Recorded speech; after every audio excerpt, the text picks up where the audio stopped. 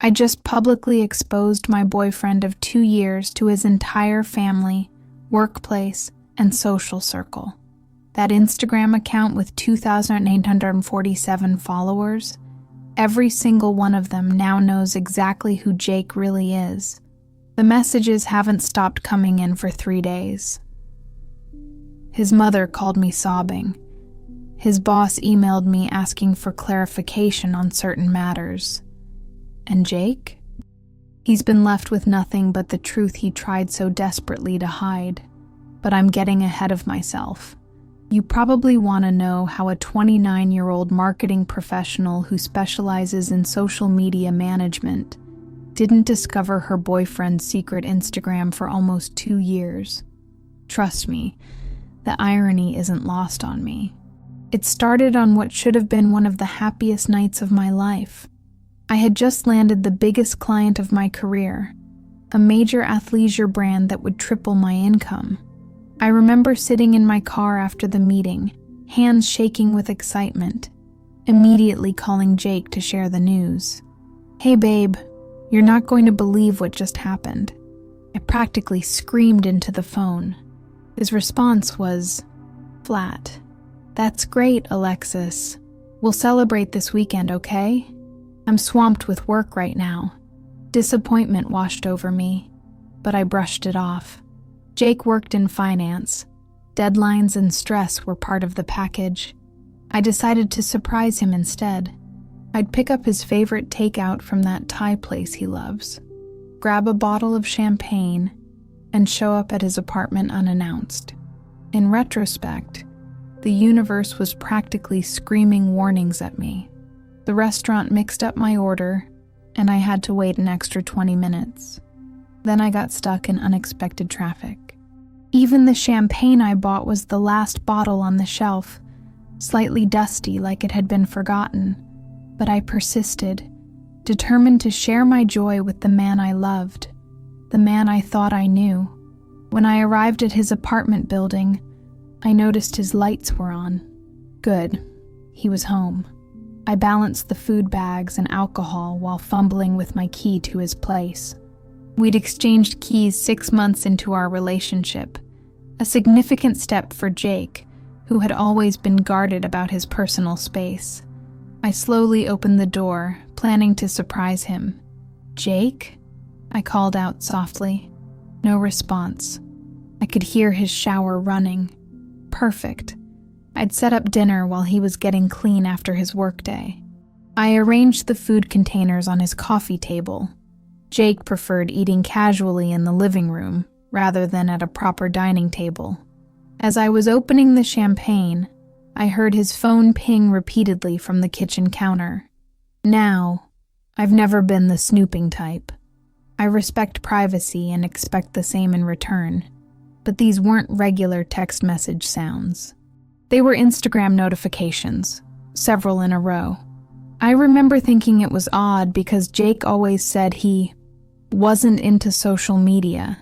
He had a Facebook account he never used and claimed he didn't get Instagram or Twitter. For someone dating a social media marketer, he showed remarkable disinterest in my professional world. His phone pinged again, and again, and again. The champagne cork popped loudly, but the shower was still running. Curiosity got the better of me. I glanced at his phone screen. JR Wanderlust just posted for the first time in a while. Dark room, Jake added to their story. "You have 17 new message requests." I froze. JR Wanderlust. Dark room, Jake. These weren't notifications for the Jake Reynolds I knew. The conservative financial analyst who wore the same style of button-down shirts every day and thought a wild Friday night meant ordering pizza instead of cooking. The shower shut off. I quickly stepped away from his phone, my heart hammering in my chest. When Jake emerged from the bathroom, towel wrapped around his waist, he startled seeing me there. "Alexis, what are you doing here?" His voice had an edge I'd never heard before. I held up the champagne bottle with a forced smile. "Surprise! I wanted to celebrate my new client with you." His eyes darted to his phone on the counter. then back to me. That's really thoughtful. Let me get dressed. The evening proceeded with an undercurrent of tension. Jake seemed distracted, checking his phone when he thought I wasn't looking. I couldn't focus on my achievement anymore. My mind was fixed on those notifications. "Everything okay?" I asked, when he checked his phone for the 5th time in 20 minutes. "Yeah, just some work emails coming in. The Hong Kong market is opening." A perfectly reasonable explanation. Except it was Saturday, and I knew his team didn't handle Asian markets. I let it go. We ate, we drank, we went through the motions of celebration, but my mind was elsewhere. When Jake fell asleep later that night, I did something I'd never done before. I picked up his phone. It was password protected, of course. I tried his birthday. Wrong. His childhood street address. Wrong again. Then I tried the date we met. 04/21/2223. The phone unlocked. My stomach twisted with guilt as I opened Instagram. It wasn't there. I checked his app library. Nothing. But those notifications had been real. I went to his search history on Safari, and there it was. Instagram.com, logged into an account called JR Wanderlust. And that's when my world began to unravel. The account had over 2,800 followers. The profile picture wasn't Jake's face, but I recognized the tattoo on the forearm, a small compass he usually kept hidden under his shirts. The bio read, "Explorer of urban landscapes and hidden desires. DMs open for collaborative adventures." I started scrolling through the posts. At first, they seemed innocent enough. Artistic urban photography, moody cityscapes, architectural details. But as I scrolled further back, the content changed. There were photos of parties I'd never known about. Jake with people I'd never met. Jake with his arm around women I didn't recognize. And then there were the captions. "Another night. Another beautiful connection. Check your single life. No strings. When she asks what you do for work and you can be anyone for a night. Alter ego." The timestamp on that post? 3 weeks ago, while we were very much together. My hands were shaking so badly I nearly dropped his phone. I navigated to his direct messages, each tap feeling like a deeper betrayal, both his of me and mine of his privacy. But I couldn't stop. The messages were worse than the posts, much worse. Jake, my Jake, was living a completely different life online. He was arranging meetups, flirting extensively, sending photos I could barely look at, all while coming home to me, telling me he loved me, planning our future together. But here's what shocked me the most. It wasn't just about the cheating. It was the personality. The Jake in these messages was confident, adventurous, sexually open, with a sharp wit and worldly knowledge. The Jake I knew was reserved, sometimes awkward, claimed to be too tired for adventure, and had told me he was just a simple guy with simple tastes. I had fallen in love with a carefully constructed fiction. I must have made a sound, because Jake stirred beside me. I quickly locked his phone and placed it back on the nightstand, my mind racing with questions. Who was this person sleeping next to me? How could someone maintain such an elaborate double life? I didn't confront him that night. I pretended to sleep while planning my next move. Because if there's one thing a marketing professional understands, it's the power of information and strategic timing. The next morning, I was uncharacteristically quiet. Jake asked if I was feeling okay. "Just tired," I lied. "Big week ahead with the new client." He kissed my forehead before leaving. "I'm proud of you, babe.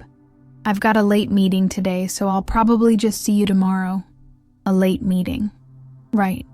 As soon as he left, I opened my laptop and did what I do best. Research. I created a fake Instagram account and followed J.R. Wanderlust. To my surprise, he accepted the request within minutes. His most recent story showed he was at a coffee shop downtown, nowhere near his office. This is where my professional skills came into play. I spent the entire day tracking J.R. Wanderlust's digital footprint. I found connected accounts, location check-ins, tagged photos. I documented everything methodically, building a comprehensive picture of Jake's alternate life. But I wasn't prepared for what I found next. In a tagged photo from about 7 months ago, Jake was at a rooftop bar with his arm around a stunning brunette. The caption read, "When your man surprises you with anniversary fireworks. 1 year down, forever to go. J.R. Wanderlust, your anniversary." I clicked on her profile. Her name was Melissa. Her account was full of photos with Jake. Vacations, dinners, family gatherings. According to her posts, they had been together for 1 year and 7 months. Jake and I had been together for 2 years. He wasn't just cheating. He was living parallel relationships. My marketing brain went into overdrive. I created a spreadsheet with dates, cross-referencing his activities with both me and Melissa. Times when he claimed to be on business trips, he was actually with her. Family emergencies that took him away for weekends were actually romantic getaways. Even holidays, he'd spend Christmas morning with me, claim to be visiting his parents in the afternoon, but actually be celebrating with her and her family. The meticulousness of his deception was almost impressive. Almost. And then I noticed something even more disturbing. There were other women too. Not as consistently as Melissa and me, but regular appearances in his feed and messages. Jake had constructed a complex web of relationships, each with a slightly different version of himself at the center. I was dating a man who didn't exist. As my shock turned to anger, I formulated a plan. I needed more evidence, something irrefutable. So I did something that crossed several ethical lines. I installed a keylogger on my laptop and asked to use it when Jake came over the next evening, claiming mine was being repaired. "Sure, what do you need it for?"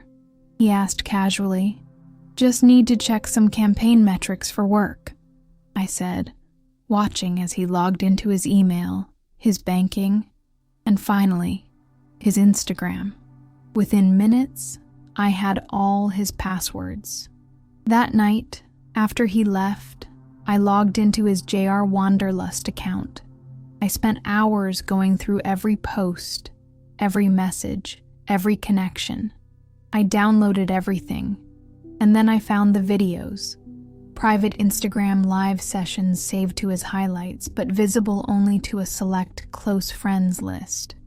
Videos where he openly discussed his relationship strategy, laughing about how he kept his women separate and unaware of each other. "It's all about compartmentalization," he told a friend in one video.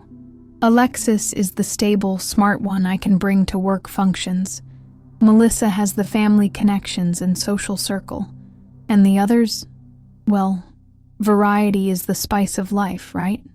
I watched myself being reduced to a strategic asset in his life plan. 2 years of love and trust, shattered in a single sentence. But wait, it gets worse. The deeper I dug, the more I realized that Jake had been using my marketing expertise without my knowledge. He'd ask casual questions about building an Instagram following, about engagement strategies, about content planning, all while pretending he had no interest in social media. He'd been learning from me to better maintain his elaborate deception. I spent 3 days gathering evidence, barely sleeping, running on coffee and rage. I compiled everything into organized files, and then I made my decision. On day 4, I texted Jake, "Need to see you tonight. Important." He replied, "Sure, everything okay? We'll explain in person." Dinner at my place? 7 p.m.? I'll be there. I spent the afternoon preparing. Not dinner, but the final phase of my plan. When Jake arrived, looking concerned but completely unaware of what was coming, I was ready. "Is everything all right?" he asked, kissing my cheek. "You've been distant." I nodded toward my dining table, where my laptop sat open. "I've been working on a new marketing campaign. I'd like your opinion." Confusion crossed his face, but he sat down. "Okay, sure. What kind of campaign?" "It's called The Real Jake Reynolds." The blood drained from his face as I turned the screen toward him. On it was a private Instagram page I'd created, filled with all the evidence I'd collected. Screenshots of his messages arranged by date, clips from his videos, side-by-side timelines of his activities with me versus with Melissa and others. "What is this?" he whispered, though he knew exactly what it was. "This is who you really are," I said calmly. "And in about 10 minutes, this account is going public. I've already sent follow requests from this account to your family members, your colleagues, Melissa's family, and about 200 other connections I found through your account." He lunged for my laptop, but I was faster, pulling it away. "You can't do this," he hissed, panic replacing his usual controlled demeanor. "You'll ruin my life." "No, Jake. You ruined your life. You ruined mine too. And Melissa's. And how many others? Please." His voice broke. "I can explain. It's not what it looks like." I laughed. Actually laughed. "It's exactly what it looks like. It's documented in your own words, your own images, your own videos. There's no explaining this away." "What do you want?" he asked, desperation evident. "Money. I'll give you money." That hurt more than anything else. The implication that this was some kind of blackmail scheme. That after everything, he still didn't understand who I was. "I don't want your money, Jake. I want the truth. I want you to experience consequences for once in your life. I want the people who love you to know who they're really loving. You're going to regret this," he threatened, suddenly cold. "No," I said with absolute certainty. "I only regret the 2 years I spent loving someone who doesn't exist." I pressed the button that changed the Instagram account from private to public. Within seconds, notifications started flooding in as people discovered the truth about Jake Reynolds. He watched in horror as his phone exploded with messages. His mother was the first to call. He answered, moving to the corner of the room, speaking in hushed, panicked tones. "Mom, no, I can explain. It's not. She's lying." But there was no lying about the evidence I'd compiled. It was all there, in his own words and images. When he hung up, another call came in. "Melissa." He declined it, looking ill. "Get out," I said quietly. "I've said what I needed to say." "You've destroyed everything," he whispered. "No, Jake. You did that all by yourself." After he left, I sat in my quiet apartment, emotionally drained but strangely at peace. The account continued to gain traction. People were sharing it, commenting, reaching out to me privately. Melissa sent me a message. "We need to talk." We met the next day at a neutral coffee shop. She was everything her pictures suggested. Beautiful, polished, clearly heartbroken. We compared notes, filling in each other's gaps, marveling at the elaborate deception we'd both fallen for. "How did you not know about me?" she asked. "I posted about him constantly. He told me he didn't use social media. I never thought to look for him there. How did you not know about me?" He said his ex was obsessive, and he needed to keep his new relationship private for safety reasons. I believed him. We both shook our heads at our own blindness. In the days that followed, more women came forward. 5 of us in total. Each fed a different story, each filling a different role in Jake's compartmentalized life. We started a group chat, sharing information and supporting each other through the fallout. Jake's professional life imploded as well. His company had strict morality clauses, and evidence of him arranging dates while claiming to be at work meetings violated multiple policies. His carefully cultivated image as a trustworthy financial advisor couldn't survive the revelation of his systematic deception. He tried damage control, first with threats of legal action for invasion of privacy, then with tearful apologies and promises to change, and finally with a pathetic attempt to spin the situation as a misunderstanding. None of it worked. 3 weeks after my discovery, I received a handwritten letter from Jake. In it, he admitted everything, trying to explain his behavior as stemming from childhood abandonment issues and fear of commitment. He claimed he truly loved me, but couldn't overcome his compulsion to create backup plans in case I left. I didn't respond. Instead, I channeled my experience into something constructive. I started a support group for victims of relationship fraud, offering both emotional support and practical advice on digital investigation. My professional background proved invaluable in helping others uncover hidden truths. It's been 6 months since that night I discovered Jake's secret Instagram. The group of women he deceived have become unlikely friends. Melissa is now dating someone new, after thorough social media verification, of course. The others are at various stages of healing. And me? I've learned to trust my instincts again. I've reclaimed my expertise in social media, refusing to let Jake's manipulation taint my professional passion. I'm even dating again, cautiously. The irony isn't lost on me that a man who created a false identity on Instagram was exposed through the very platform he used to deceive, or that a marketing professional who helps brands present authentic images online was completely fooled by an inauthentic man.